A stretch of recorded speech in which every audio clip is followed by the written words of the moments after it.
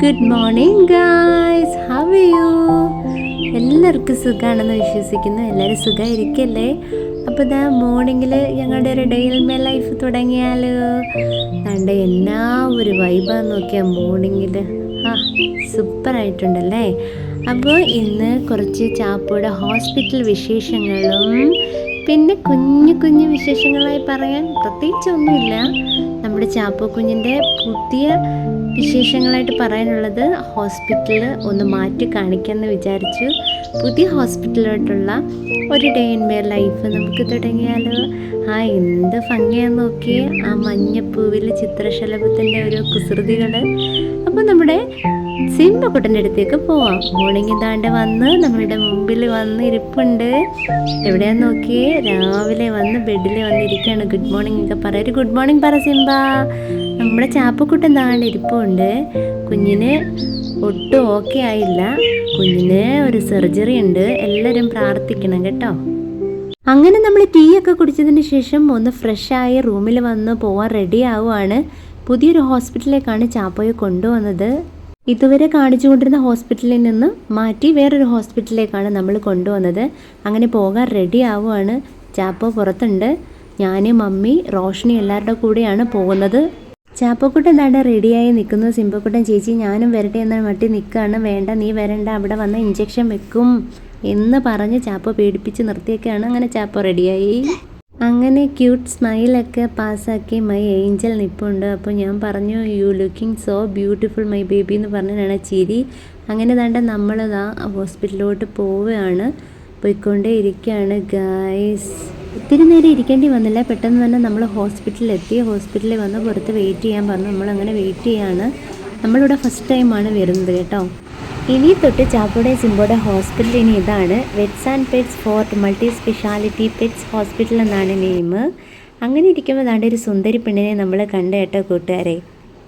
ഡോക്ടറെ കണ്ട് എന്തോ കുഞ്ഞു പരാതി പറയാൻ വന്നിരിക്കുകയാണ് കുഞ്ഞിപ്പെണ്ണ്. അങ്ങനെ റോഷ്നിമോൾ ഒരു തടവൊക്കെ കൊടുത്തു. തൊട്ടപ്പുറത്ത് ഒരു ലാബ് കൂട്ടിന് ഇരിപ്പുണ്ടായിരുന്നേ. പാവം, അവൻ എന്തോ ഹെൽത്ത് ഇഷ്യൂസ് കാരണം വന്നതാണ്. ഒരു കാര്യമുണ്ട്, നമുക്ക് പെറ്റ്സിൻ്റെ ഹോസ്പിറ്റലിൽ പോയാൽ ഒരുപാട് ഡോഗ്സിനെ ഇങ്ങനെ കാണാൻ പറ്റും. അങ്ങനെ ഇരിക്കുമ്പോൾ നമ്മുടെ കുഞ്ഞിനെ ദാണ്ടേ ഡോക്ടർ വന്നു അകത്ത് കൊണ്ടുപോയി ട്രിപ്പ് ഇട്ടിരിക്കുകയാണ്. ഡോക്ടർ പറഞ്ഞു ട്രിപ്പ് കൊടുക്കാൻ. അതുകൊണ്ട് ഡോക്ടർ പറഞ്ഞത് പ്രകാരം ട്രിപ്പ് കൊടുത്തിട്ടിരിക്കുകയാണ്. എൻ്റെ പൊന്നു മമ്മി ഇവിടെ വന്നിട്ട് രക്ഷയില്ല, എനിക്ക് പിന്നെയും കുത്ത് കിട്ടിയെന്നുള്ള പരാതി. പാവം, ഞാൻ എന്ത് ചെയ്യും, ഇറങ്ങി ഓടണമെന്നുള്ള അവസ്ഥയിലാണ് കുഞ്ഞ്. അങ്ങനെ ഇരിക്കുമ്പോൾ റോഷ്നി താണ്ടെ 6 പപ്പിയായിട്ട് കുറച്ച് നേരമായിട്ടുള്ള ഒരു കുസൃതികളാണ്. അവൾക്ക് എവിടെ വെച്ച് കണ്ടാലും ഡോഗ്സിനെ കണ്ടാൽ ജീവനാണ്. എന്ത് ചെയ്യാൻ പറ്റും. അങ്ങനെ താ എൻ്റെ കയ്യിലും കൊണ്ടുവച്ചു. ഞാൻ അവനെ കുറച്ച് നേരം എടുത്തു. അയ്യോ ഇഞ്ചുവാ.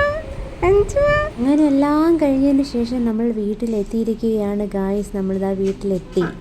തൊട്ടടുത്ത് സിംബക്കുട്ടൻ നിൽപ്പുണ്ട്. തുറന്നു വിട്, നിങ്ങളെല്ലാവരും വന്നല്ലോ. ഞാൻ ചാപ്പു ചേച്ചിയോട് ചോദിക്കട്ടെ, എത്ര കുത്താണ് കിട്ടിയത്, എങ്ങനെ ഉണ്ടായിരുന്നു എന്നൊക്കെ ചോദിക്കട്ടെ, എന്നെ തുറന്നു വിടുന്നെന്ന് പറഞ്ഞ് സിംബക്കുട്ടൻ. പിന്നെ അടുക്കളയിലോട്ട് കയറിയതിന് ശേഷം മമ്മി ദാണ്ടെ ഉള്ളി അരിയാൻ തുടങ്ങി. കുക്കിംഗ് ഒന്നും ചെയ്യാതാണ് പോയത് മോർണിംഗിൽ.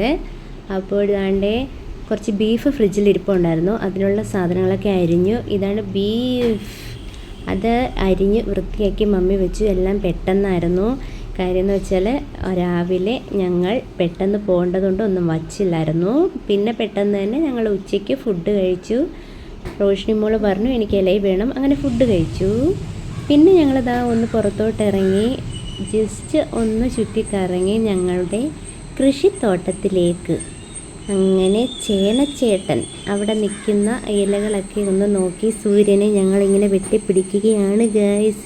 നല്ല ഭംഗിയുണ്ട് സൂര്യനുമായിട്ട് ഇങ്ങനെ ഒരു മത്സരം നടത്താൻ.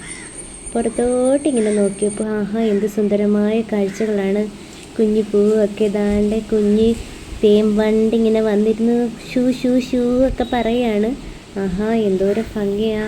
ഒരു മൽപ്പിടുത്തം തന്നെ നടത്തുന്നു ഗൈസ്. അങ്ങനെ അതിന് ശേഷം പിന്നെയും ഞങ്ങൾ അതിൻ്റെ അടുത്ത് വന്നു.